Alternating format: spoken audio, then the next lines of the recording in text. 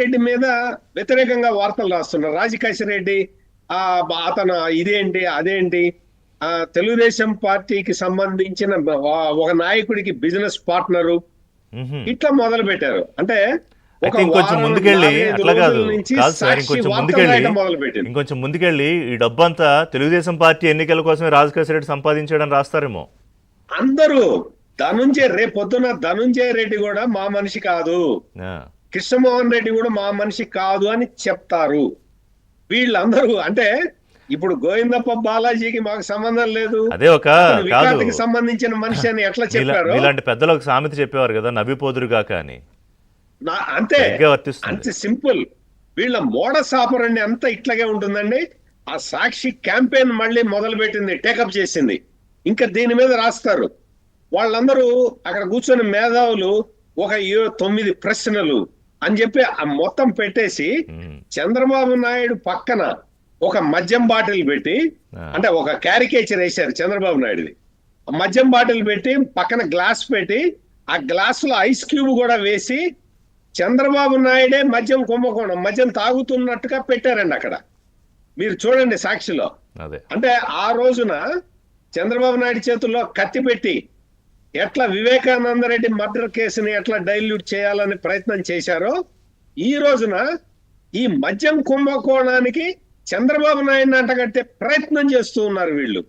అంటే ఎంత అసలు వీళ్ళు ఎంత విష ప్రచారం చేస్తారు అంటే అది చూసి చాలా మంది మేధావులు వీళ్ళందరూ, అంటే మేధావులు అంటే ఆ ఛానల్లో కూర్చునే మేధావులు ఆ క్వశ్చన్లని పదే అడుగుతూ ఉన్నారు. ఇప్పుడు అంటే నాకు అనిపిస్తుంది అంటే అసలు గ్లోబల్ లెవెల్లో కూడా ఇంత క్రిమినల్ బ్రెయిన్స్ ఎక్కడా పనిచేసి ఉండవు. అంటే నేను మళ్ళీ చెప్తున్నాను, బతికుంటే నేర్చుకునేవాడండి. ఏమండి ప్యాబ్లో ఎస్కోబార్ బతికుంటే నేర్చుకునేవాడా?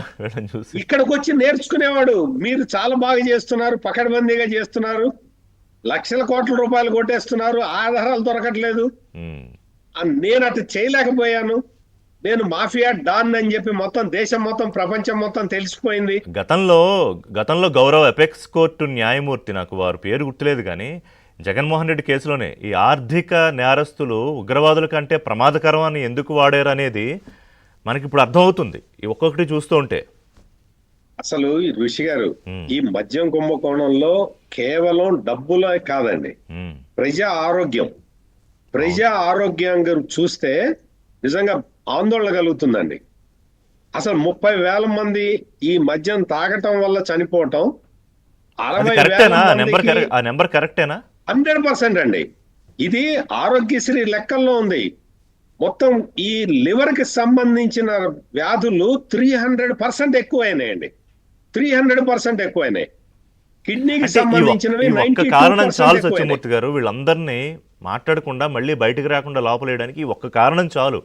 ఏం జోకా 30,000 ప్రాణాలంటే?